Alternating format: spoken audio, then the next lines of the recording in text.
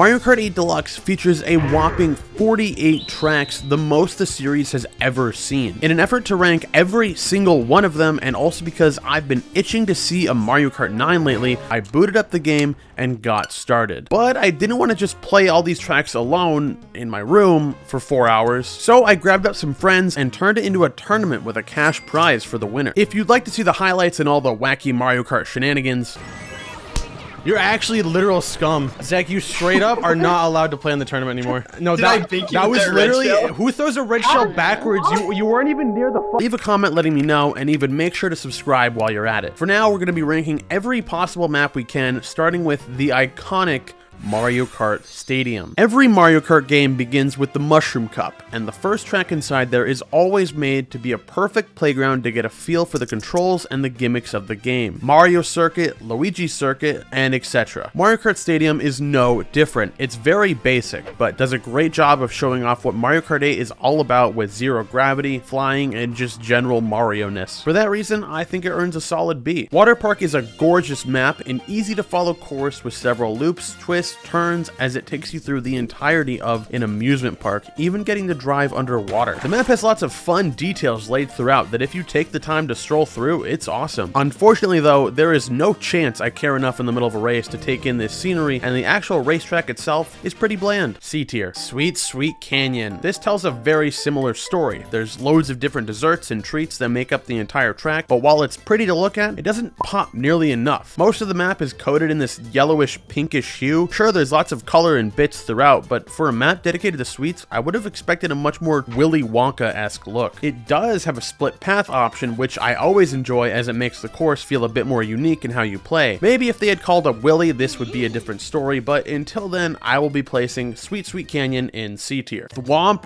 Ruins. This is a track that comes to mind a lot when I think of Mario Kart 8. As the final track in the first cup, it feels like a finale before sending you off into the entire rest of what Mario Kart has to offer, and it's a fantastic track. It has a very inviting look to it with the bright blue sky and roaring waterfall, but as you enter the ruins themselves, it feels more and more dangerous. There's dark tunnels and traps laid throughout to keep any and everyone far away from here. If you're terrified of thwomp-shaped things like I am, what the fuck is that? Then this track will give you a great sense of what we'll see in terms of both fun and fear. B tier. Moving on now to the Flower Cup. This cup has 3 of my favorite tracks and 1 of the absolute worst. I wonder which it could be. Who throws a red shell backwards? Starting off with Mario Circuit, we've got the second Mario-based map. This track is basically the daytime version of Mario Kart Stadium, with the layout consisting of almost entirely zero gravity and lots more obstacles like piranha plants, Goombas, bridges, sand. It's all here. Nothing crazy unique about it aside from the fact that it takes place on a giant 8, not to be confused with Figure 8 Circuit from Mario Kart DS. Please don't embarrass yourself. But it's just so incredibly Mario Kart that I think it slightly deserves a tier above the others at A. Toad Harbor. This is without a doubt one of the coolest and most fun maps the Mario Kart series has to offer. Getting to race through a bustling, bright, bursting with life city as you crash into trolleys, ride along the walls, jump over ships, all while an army of toads cheers you on from the sideline. Waterpark had lots of little details, but I felt like I couldn't get to appreciate them. On the flip side, Toad Harbor has tons of details, both big and small, that just feels so much easier to spot and so much more enjoyable to discover. Toad Harbor gets at least an A. Twisted Mansion, I'm already not the biggest fan of. It's a tight, gloomy track with lots of branching paths that don't actually have much, if any, difference between them, meaning no matter what path you take, it just ends up feeling hollow. And not to mention the enormous underwater section that someone had installed. Who signed off on this? I get the mansion is supposed to feel tight and spooky, that's the aesthetic it's going for, but why the inclusion of a giant fishbowl? This part feels like it was included just to make sure we didn't forget that we're playing Mario Kart 8, a game with anti-gravity. It's a cool idea, but it would have been way more interesting to actually explore a mansion and not just a few halls. So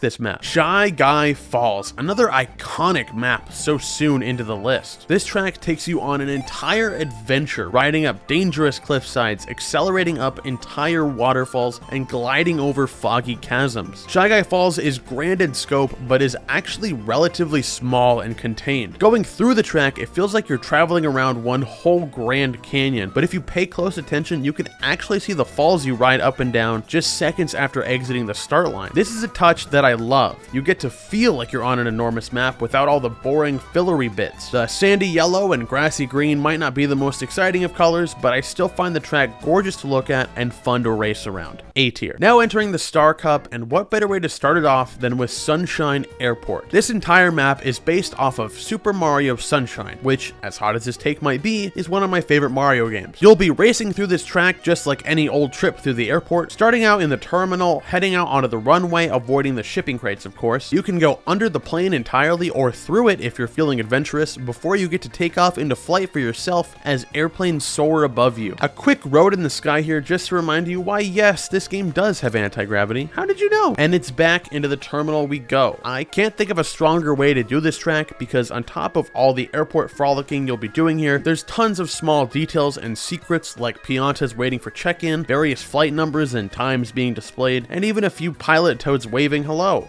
Do you think they're licensed for this? This track makes for a great gift for any and all ages, or at least a great first S tier. Dolphin Shoals is just a better water park without a doubt. Waterpark was confined and restricted to what it was because of man-made Mario machinery. Dolphin Shoals is a journey through raw, untouched nature. I too hate society. To start off, I haven't touched much at all on the music for each of these tracks, but Dolphin Shoals easily has one of the best songs in the game, and even the series as a whole, especially after leaving the water. Being underwater makes all noises and songs muffled, so when you get to come out of it, it really springs to life. There's only really one area where the track splits off into different paths, but it quickly meets back at the same spot, making the map itself feel pretty linear. And if you had the pleasure of playing Mario 64 as a kid, I'm gonna give a quick don't shit your pants out of fear notice because this track also has the big red eel, except this time you can do skateboard tricks on its back. A tier. Electrodrome. This is my first time realizing this map isn't actually called Electrodome. My reading ability or lack thereof aside, Electrodrome is a map that can be described as sensory overload. The funk factors are certainly off the charts, but there is so much going on here, from dazzling rainbow trails and bright lights to neon stars and the booming sound waves from the music. But the chaotic nature of it is also wrapped up by how sleek and simple everything actually is. It feels like an exclusive ballroom party that you were invited to, and it just so happens you brought an entire racetrack alongside you. I never leave home without it. B tier. Here we are at the legendary Mount Wario. Oh, I will. This course is one of the few throughout the series that instead of having a race through 3 laps in essentially a circle, Mount Wario is one long continuous stretch. This means the entire track has something new for you to keep finding, and it's awesome. Starting you off at the peak of the summit before jumping out onto the snowy ridge. You'll get to travel through icy cliffs, dark caves, the side of a dam, a forest with branching paths, an entire ski hill before arriving at the end where hundreds of bystanders are waiting to cheer you on and celebrate as you just got to travel the entirety of a mountain, and not just any mountain,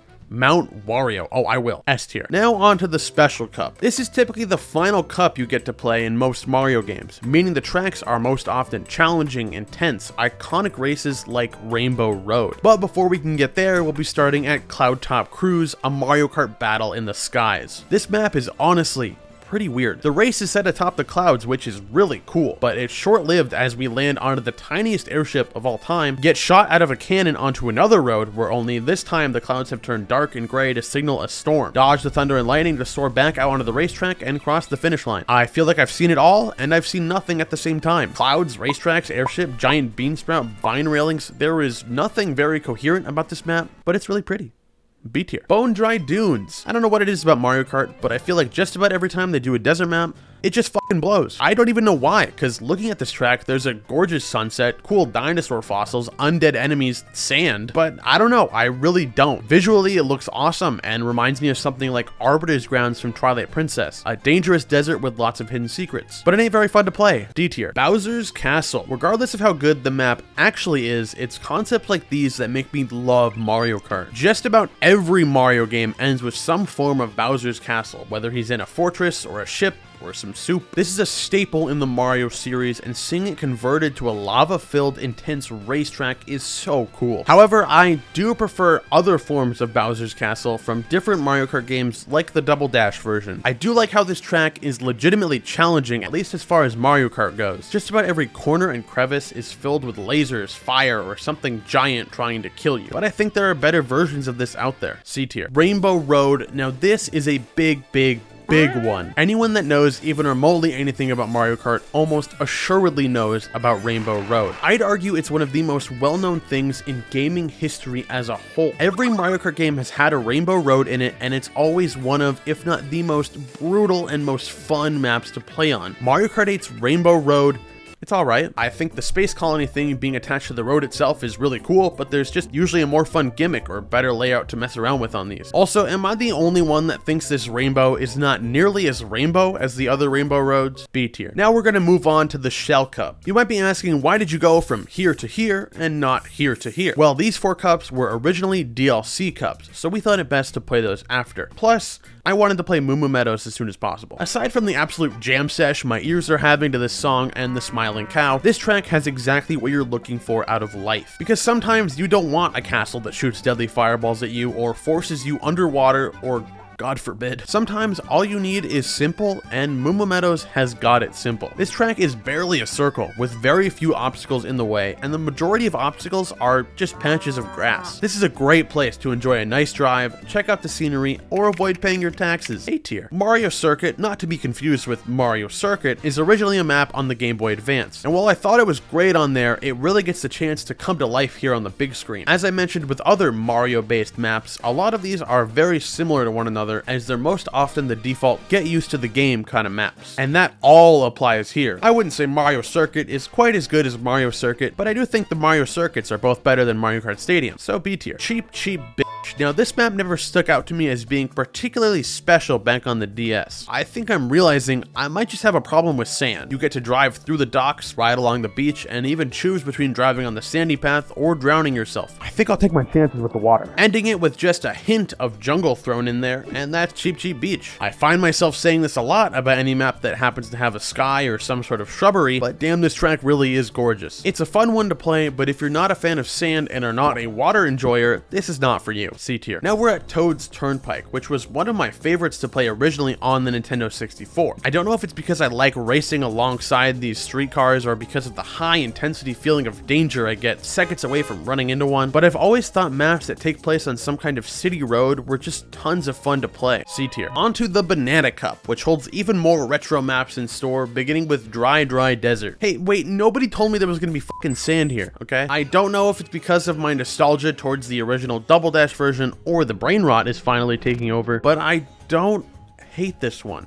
Go on. The overall brighter atmosphere and giant sandpit might have something to do with it, but I enjoy it. Broken ancient statues, giant pyramids, an oasis, and even capitalism are filled in this place. C tier. Donut Plains 3. This track was originally on the Super Nintendo, aka the very first Mario Kart. This version doesn't, it doesn't look too bad. Regardless of how fun the Super Nintendo game actually is, it's not, by the way. I'm very glad to see such a faithful and beautiful remaster. Does it do anything exceptional? No. Does it bring anything unique to the table? Not even remotely. There's a giant square of colored blocks along the perimeter, which I'd think would make the map feel crowded, but I really don't think it does anything like that, and instead adds a huge splash of color. A fortress sitting around the middle of the map and lots of objects thrown around the outside. Look at the way these splashes of water look on this dirt road. Legitimately one of the most gorgeous details in the game. A tier. The Nintendo 64's Royal Wasteway. This is a map that if you told me was a brand new track in Mario Kart 8, I would believe you without a second thought. Even though it doesn't directly have Mario in the name of the course, you can definitely tell this is a Mario-based map. Peach's Castle is right there. Flowing rivers, giant hot air balloons, toads floating in the lake and cheering you on from the sidelines, and two of my favorite things, advertisements and women's equality. Maybe I'd like sand more if it were a woman. B tier. DK Jungle. If there were ever a map to make you feel like you're actually on some kind of grand adventure, it's this one, because the track is practically ripped straight out of a Donkey Kong game, beginning you in the jungle cloaked by dozens of trees and other wildlife as you drift around bends to find yourself surrounded by the famous Monkey Waterfalls. But there's little time to enjoy the view as you've got to make your way past the Bongo Men. Get through them and you'll arrive at yet another jungle clearing where you'll have to avoid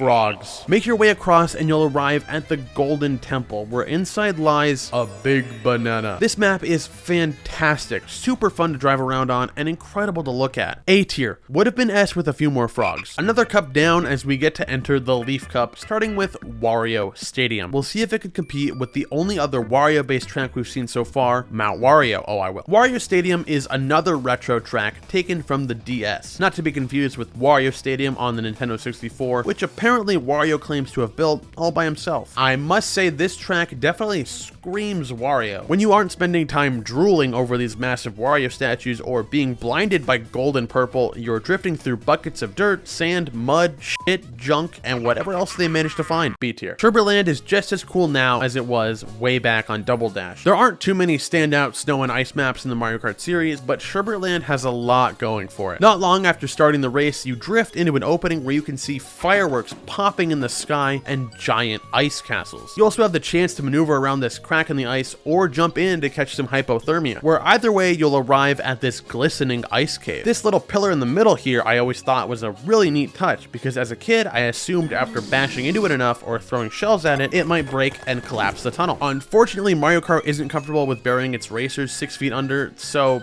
why am I playing this game? C tier. Music Park is super unique, not just as a racing map, but also in the fact that just about any action you do has a sound effect timed to the beat of the background song. Drifting on piano keys gives you a flurry of notes. Even the piranha plants are getting down. This comes as no surprise, but Music Park is a map that is filled with dozens of instruments, speakers, and other soundwave nonsense that surround and serenade you during the race. I have 0% of an idea what most of these are called, but I'm 90% sure I can hit at least a few of them with a mallet. Music Park has a unique gimmick combined with an actually good map, and I think that deserves an A tier. If Moo Moo Meadows is yin, then Yoshi Valley is the yang. Both have similar qualities, what with these dirt, trees, and grass. But where Moo Moo Meadows has one solid track to race on, Yoshi Valley gives you several vastly different ways to go through. After you begin the race, you quickly arrive at an intersection. You can go right and then pick between this path or this path, which then could lead you to picking this path, or left, which might have you down this path, but then you've got to pick left or right again. Why follow signs when I can keep it simple and ride down this unmarked bridge? Most of the paths will manage to converge at this spot where you'll drift around some more and avoid a giant spinning egg. This map was great on the 64, and it's just as great here, even if the Yoshis on the side look like they know far too much about what will happen after we die. B tier. Before we continue, a quick word from our sponsor. This video is sponsored by NordVPN. No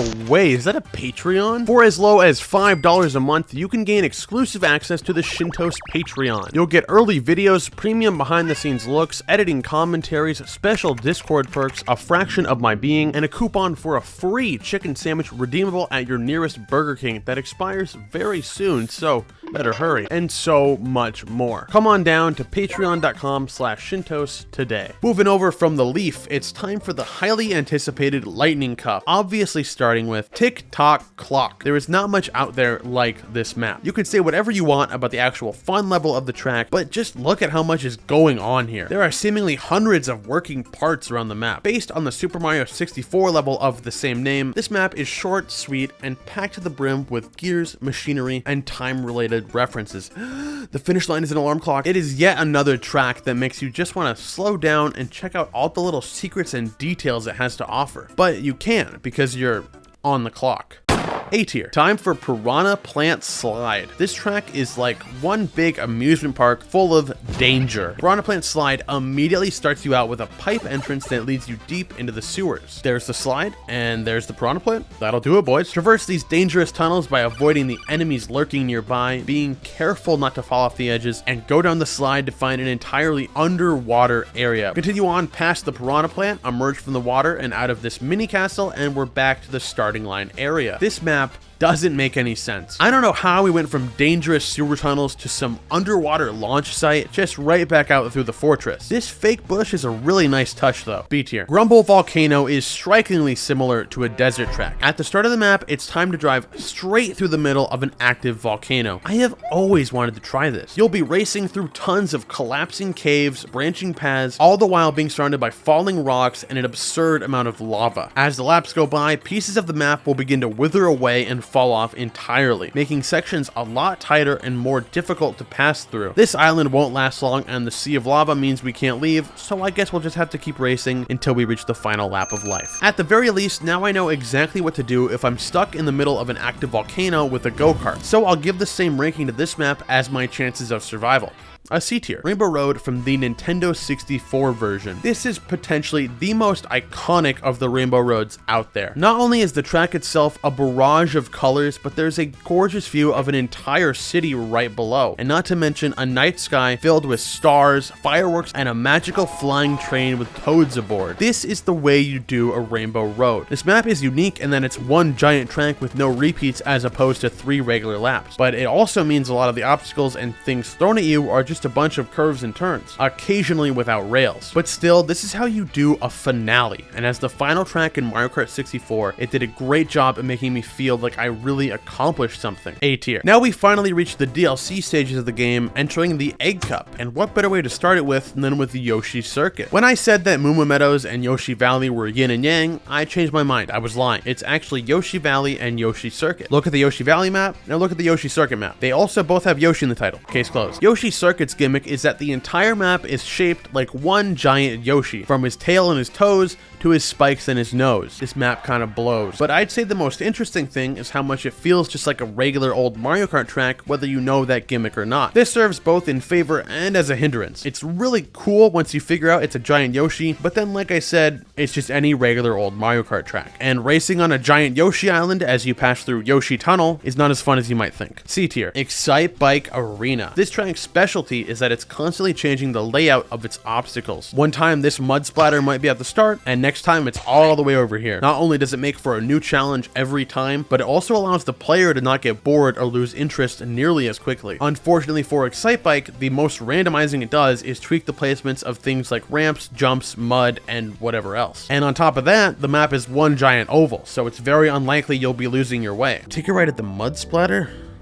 Which one? I love the idea of a randomized track, and I really like to see tracks like these that make callbacks to older or forgotten series, but as the map stands now, I might just rather play actual Excitebike. B tier. Dragon Driftway. I have some choice words to describe this track. Holy shit, this map looks fucking bitch. The entire track is one giant long serpentine dragon. Couple that with some awesome anti-gravity usage, loads of detailed ancient looking architecture and drawings, not to mention you start the track by entering through its mouth, or that you can see the finish line upside down as you approach it from the other side. Maybe not the craziest tricks and flips going on, but just look at how crazy the entire surroundings of this map are. I mean, there's seemingly an entire civilization built here. I don't have anything more to say. A tier. Now on to Mute City. This course is based on the track from the F-Zero series, Mute City. Not to be confused with Mute City in Super Smash Bros. Melee and Mute City SNES in Super Smash Bros. Ultimate. Please stop embarrassing yourself. Nintendo may never make an F-Zero game again, but at the very least, this map shows they've still got their chops primed and ready. Mute City is a high-tech future civilization looking track with an intense focus on one thing and one thing alone: speed. There are boosters laid throughout just about 95% of the map to keep you from slowing down. It takes place entirely in zero gravity, so running into other racers also gives you a boost, and don't think I can't just not talk about that view.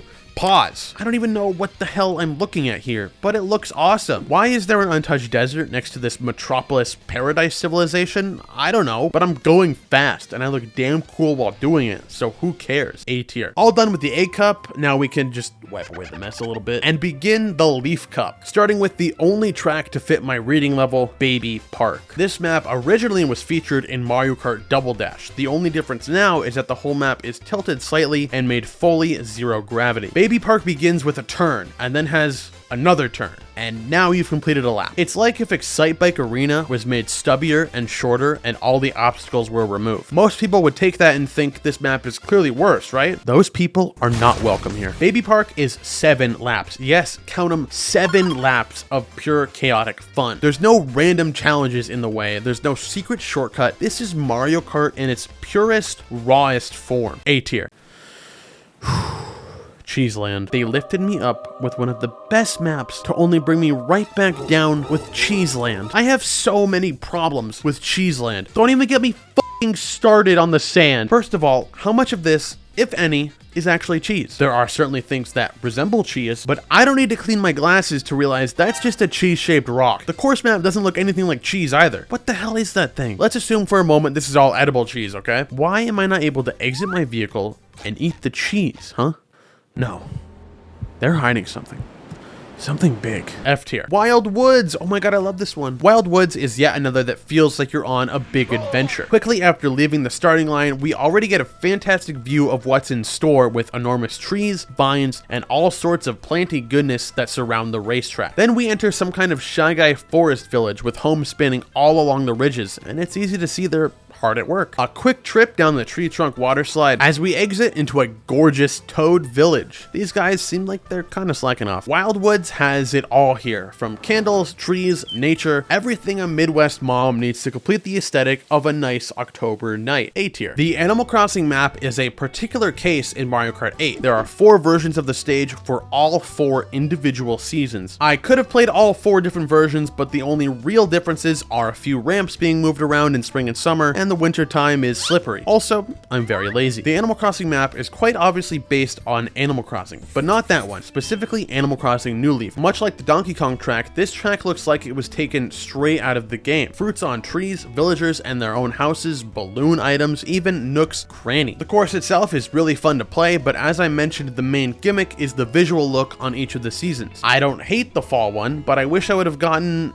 any of the other ones. I love a nice sunset, but the other versions have cherry blossom trees, sunshine, or straight up Christmas. How do you compete with Christmas? B tier. All done with that, so now we can start the Triforce Cup, and first to go is the classic Wii track, Wario's Gold Mine. We've seen 2 other Wario-based maps so far, and they both occupy different spots on the tier list, those stages of course being Wario Stadium and Mount Wario. Oh, I will. Wario's Gold Mine is one giant, dangerous railroad track, where a good portion of the sides don't have any bars to prevent you from falling off. Seems a little outside the safety protocol, but during the race you'll get to dodge even more problems in the form of bats and zero-gravity minecarts. The zero-gravity here is subtle, but it's a really nice touch to an otherwise fairly bland section, and the mining town built in this canyon is a very nice addition as well. It may be a bit drab looking, but the track itself is legitimately fun and challenging for a race. B tier. We've already gotten to see 2 forms of Rainbow Road so far, so we'll see what we can get from the 3rd and final version that Mario Kart 8 has. This one is from the Super Nintendo game, meaning it is the very first version of Rainbow Road, and it shows. There's nothing exactly wrong with it. I actually like that the entire track doesn't have any side railings to help you out. The title is exactly what you get. This is a road that is rainbow. There's no shifts in elevation. The only obstacle is a few thwomps. Holy shit! And there's one single jumpable gap in the map, but even that is optional. Certainly not bad by any means, but there's nothing pushing it above the other Rainbow Roads for me. C tier. Ice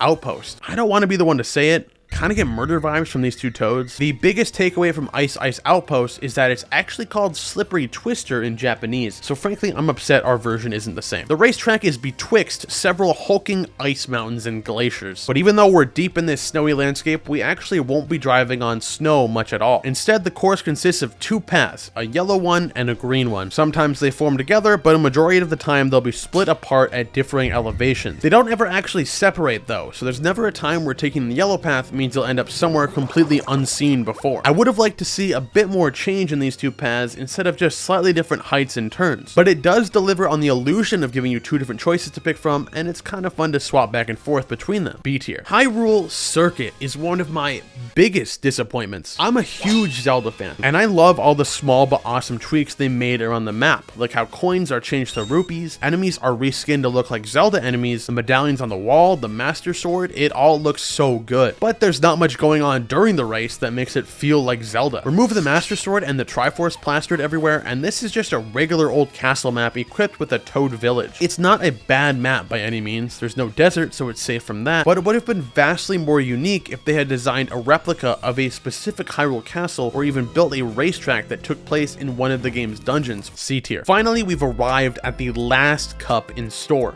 the Bell Cup. Only a mere 4 tracks remain. We've got a wide variety, but but of course we're starting with Neo Bowser City. With the map itself, all it takes is one glance to see how damn gorgeous it is. The bright neon lights of the city contrasting with a dark, stormy background where it's raining the entire time. Unfortunately, that rain is a double-edged sword. It makes the course look great and sets the mood, but Jesus, is it difficult to control your car while you're sliding all around. To add on, this map is already pretty tough. Combine several high-speed turns with no railings on the side and a slippery road, and you've just created hell. The course consists of mostly long stretches of road, a few tunnels thrown around, and that's about it. The obvious highlight of it being in the detail of the city around you. A high-powered capital that rivals Mute City in its stature. I can't say I'm excited when this map shows up, but I don't mind it. C tier. Ribbon Road. The best word I can think to describe this map is wacky. Maybe kooky if it's a Wednesday. Ribbon Road takes place in a child's bedroom, with the racetrack itself along with many other toys and objects spanning all around the room. I don't know about the rest of you, but I would be pretty pissed if the entire Mario Kart crew came together and trashed my room just so they could have a race. Ribbon Road is super fun and super colorful. Pulling off tricks on the forever wiggling road is a treat, racing through this little mini castle, and all the random Mario merchandise hanging out. We've got board games, posters, figurines. Holy shit, Mario Kart 8 is out? B tier. On to Super Bell Subway, an arguably worse Toad's Turnpike. Don't get me wrong, I love trains just as much as the next guy, but unlike cars where you could have tons of them cruising by, it's much harder to do that with trains, unless if you take a page out of Wario's book. Coupled with the fact that the subway is very cramped, and when a train does come by, it doesn't leave much chance at all to drift around it or zoom past it, so I hope you brought a star. I definitely think it's a real fun idea for a map, and that they probably did the best they could with the concept they were given, but it's not for me. C tier. For the final map of the game and the tier list, we're going right into Big Blue. This is yet another map from the F-Zero series, not to be confused with Big Blue from Super Smash Bros. Melee or Big Blue from Super Smash Bros. Ultimate, you stupid fuck. Much like Mute City and the F-Zero games in general, this is another track with a burning focus on going fast and staying fast at all times. You'll be racing across boost pads, soaring through the skies, using whatever these are, and riding down a massive ultra-fast water slide. We played all these courses on 150cc, but this is one of the few maps that is a true blast to play on 200cc. If you haven't yet and have the chance, I strongly recommend doing so. The zero gravity will have you spiraling all around every axis and questioning whether that's a ceiling or the ocean, before arriving at